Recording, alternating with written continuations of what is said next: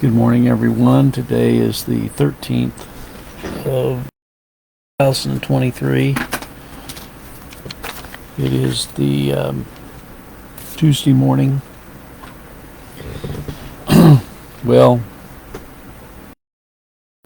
I want to start by saying that I got an email this morning that was totally rebuking me, talking about a subject that was brought up in a private email. It's amazing how people try to control people, try to control their dialogue and their conversation. They can attack someone in a private email, but they don't want it publicly exposed. Isn't that interesting? They want to keep it on the quietus, right? You know, I've often got the content for what I discuss from people's personal attacks on me, looking at it from a biblical perspective. Well, you know, I have entitled this video, there's a lot of people that just eat and run, so to speak. They get what they want out of someone and then they're gone. They're not into long-term relationships. And they are into finger pointing. And people have often asked me, why do you have such a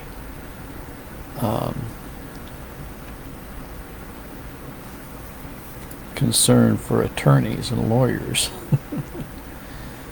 I had an attorney tell me one time that the definition of a lawyer was a professionally trained liar. Okay. They're professionally trained to embellish the truth. In a nutshell, that's what Jesuits are. They go in as Baptists, they go in as Presbyterians, they go in as Christians, and then they do their thing, promote their Jesuitism.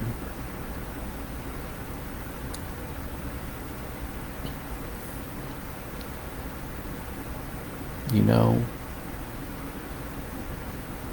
there are a lot of Jesuit trained lawyers out there.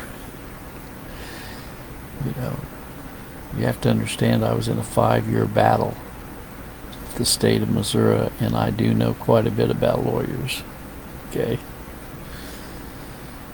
Well, we all have sinned and come short of the glory of God. That includes God's elect. We've sinned and come short of the glory of God. I've sinned and come short of the glory of God. I sin on a daily basis. I don't like it. I have not reached perfection. I'm far, far from it. And I've been accused of a lot of things, believe me. I've been accused of being an antinomian. I've been patronizing, of being aloof, of being unconcerned, of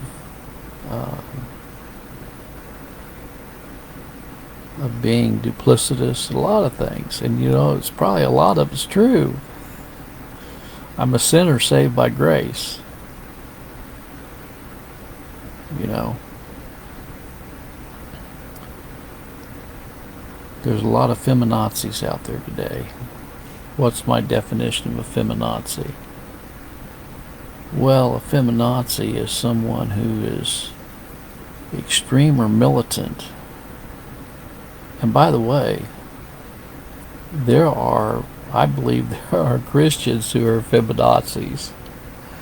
I believe there are Christian females who are feminazis. They bought into the culture of the feminazis. They're extreme. They don't know how to be under the authority of a male. They try to take the authority of a male. in their conversation to males, they try to come across like they have the final say on everything. And their demeanor is that you would think they were male. If you read their emails, and if you listen to their messages, they sound like a male, don't they? Well,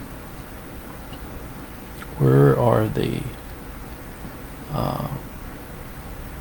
godly mothers today? Where are the godly females who believe in proper submission to males?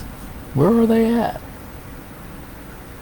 Well, I'm thankful that I'm married to one of going on 49 years in August. I've entitled this message this morning, Eat and Run, because a lot of people are into relationships for being affirmed in everything they say. They're only looking for people that totally agree with them on everything. And you know what? There's very few people that I've ever met in my entire life that I agree with on everything. Very few. We always have some difference somewhere. It's how you react to your differences. Do you get in attack mode? Somebody doesn't agree with you on everything? Are you ready to put up the old dukes and start fighting? I'm pretty much at the point anymore where I'd rather flight than fight. You know? Hey, believe whatever you want to. It doesn't matter what I say. You're gonna hold on to what you are holding on to. You're gonna subscribe to what you're subscribing to. You know? And this person says you should never discuss in a public format what is talked to you in a private format. I disagree with that, because a lot of people will do things in private format to put you down and malign you, and they're never exposed. They're never exposed.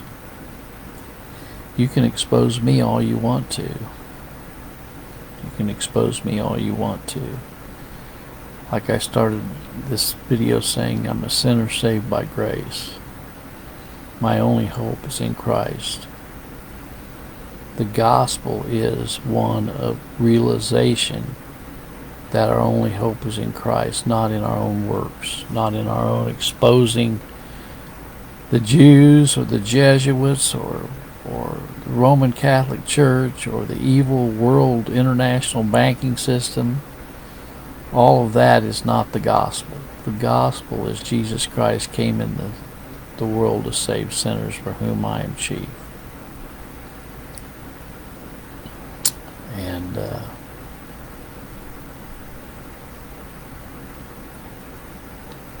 there are some people that like to be right about everything.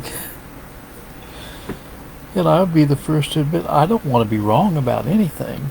I don't want to be wrong. I don't seek to be wrong. But I've been wrong many times. I've been wrong many times, and I've had to admit my error in the way I came across and the way I approach people and so on. And I've apologized, you know. And I've apologized publicly to this person that's coming against me. You know, it's not my intent to be patronizing or to alienate anyone, but I do speak what I believe to be the truth. You know, when Christ healed the 10 lepers, only one came back and thanked him. The other ones ate and run, so to speak. Only 1 out of the 10 came back and thanked him. Now the lady at Samaria, she was very grateful, and she immediately went into the city and told everyone the wonderful things that the Lord had done for her. I think she was thankful. Grateful.